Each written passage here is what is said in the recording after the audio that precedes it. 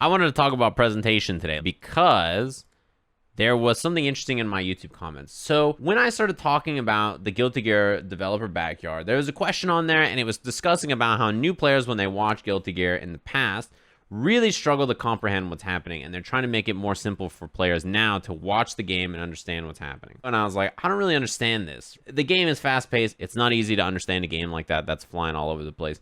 And even if you don't understand it, you tune into Guilty Gear and you see the characters and the music and everything's high flying and it's cool no matter what. And there was a lot of comments on my video actually where, this is anecdotal, but I was in the FGC for like 7 years before I got into Guilty Gear. And whenever I attempted to watch Exert, I literally couldn't tell what happened. Even fighting game fans find it confusing. There was that comment. It's like, I played the game and I don't know what the fuck's happening, right? A lot of people said that. They're like, it's so hard to tell what's going on for me. So I thought that was a really interesting thing, and it got me to think about, like, when I watch a fighting game, what draws me into it, or what keeps me interested in it, or what about the presentation makes me want to watch it more. I mean, you already brought up in the chat what I was going to get at is that even if you don't know what's going on, you might enjoy watching it, or you might think it's fun to watch. They just need the combo counter to be bigger, blah, blah, blah, just like 90% of the screen.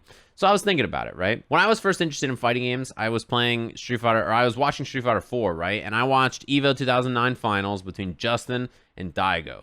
And that was like the first thing that I watched. And thinking back, that's not very pretty footage, right? It's not a very, like, the presentation is not incredibly complex, but what drew me in and got me interested was hearing the crowd, hearing them be excited about the rivalry between these two, and it got me more interested in playing the game and more interested in learning about fighting games in general. I'm sure that there's a lot of fighting games that when people saw them, they were visually drawn to them, either because the commentary was interesting to them, the visuals were really interesting to them, they saw a character trailer they liked a lot, like, something happened where they saw a game and it sparked a little interest. And I was kind of thinking about the games that most often I hear people say, I don't play this game, or I don't know what the fuck's going on, but I love this game. This game is dope and I always watch it. And the two games that popped into my head as fitting the bill were Marvel vs. Capcom 3 and Dragon Ball FighterZ. I was at a party and a professional Dota player came up to me and said they love watching Dragon Ball, and it was like their favorite thing ever.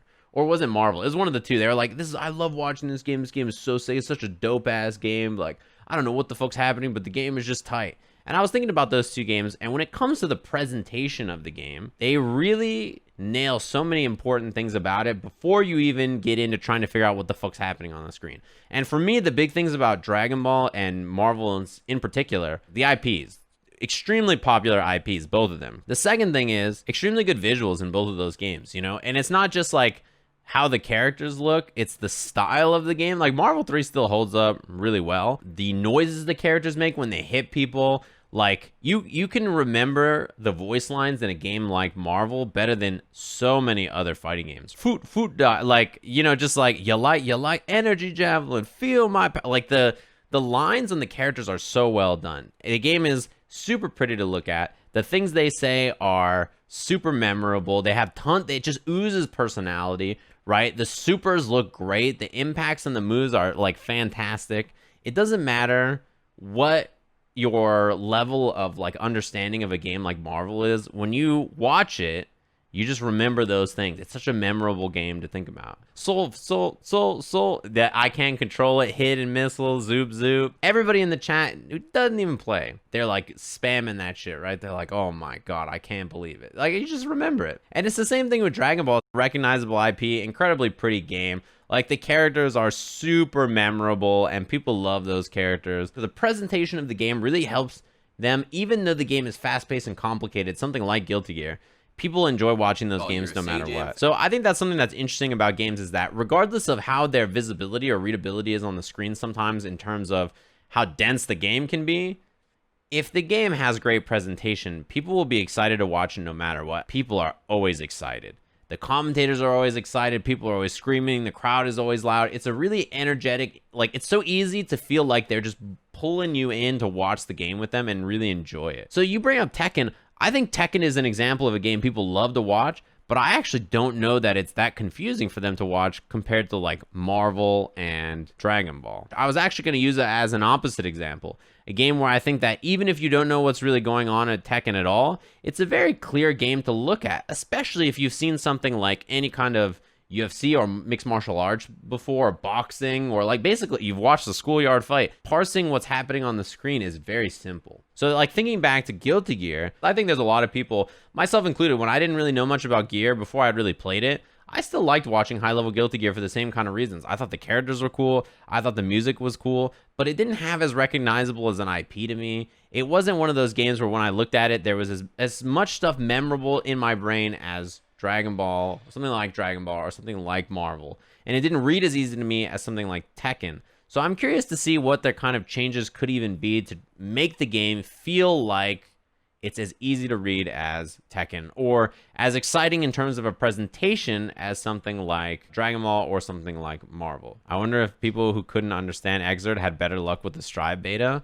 I do too. I'm really curious if there's people who couldn't understand Exert that understand Strive better, or the opposite. The other thing I was going to say about presentation is, if you look up the very first trailer for Guilty Gear Strive, it has so many views, actually. I think that like most of these trailers have incredible visual presentation. The music and the visuals are so impressive. And I think that proves one of the things that people always say about fighting games. If the game looks dope, has great music, and feels good to play, and is just a fucking dope video game, people will be excited to play it.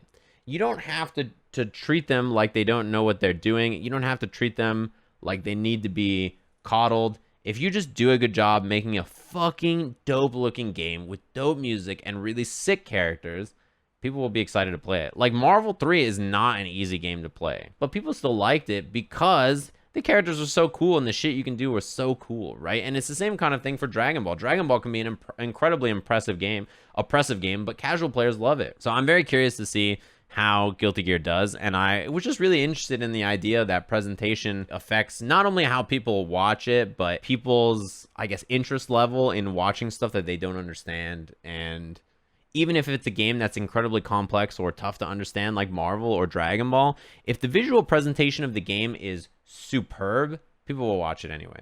DBFZ as a clueless spectator feels like a dope anime fight. That's what I'm saying. And like I'm sure that Marvel's the same way to people, right? Where you're just watching these fucking heroes slug it out, and Spider-Man's shooting webs, and Dante's in there shooting bullets, and everybody's just hype. Marvel 2 is a game that I don't even know how to play it. I played it one time to do the Iron Man Infinite, and I love watching it. It just fucking looks dope. The music is great. The characters are cool. The noises they make are dope. Think about Cable. He's an ugly voice in that game. Hyper. Like, he doesn't even sound good, but I just think about it, I'm like, that shit's time. Listen. Anyway, I saw someone in the chat said, quit this bullshit talk about fighting games. I'm here for Dark Souls. I forgot. I'm already embedded deep in the Dark Souls community. Obama was in Sen's Fortress for 4.5 hours yesterday, and people are like, nah, Sajam's played the game before. He was in and out in 40 minutes.